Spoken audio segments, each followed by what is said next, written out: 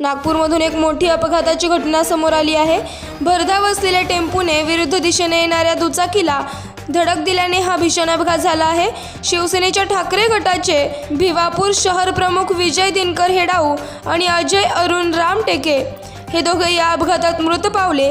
हा अपघात उमरेड मार्गावर सकाळी 10:30च्या सुमारास घडला आहे। चीनसह जगातील अनेक देशांमध्ये कोविडचा JN.1 सब व्हेरियंट वेगाने पसरत आहे। भारतात दर तासाला सुमारे 26 ते 27 कोरोना रुग्ण आढळले आहेत। त्यामुळे पुन्हा एकदा भीतीचं वातावरण निर्माण झालं आहे। सध्या 2900हून अधिक सक्रिय रुग्ण सापडले आहेत। महबूब बक्षी औसा तालुक्यातील शिवलीहून औसाकडे येणाऱ्या भरधाव कारने ट्रॅक्टरला जोराची धडक दिल्याने कार चालकासह 3 शिक्षकांचा मृत्यू झाल्याची घटना मध्यरात्री 12:30 वाजता औसाजवळील साईप्रसाद हॉटेलसमोर घडली आहे। अपघात इतका भीषण होता की कारचे इंजिन 30 फुटावर जाऊन पडले आणि पहाटे 4:30च्या सुमारास पोलिसांना मृतदेह बाहेर काढण्यास यश मिळाले।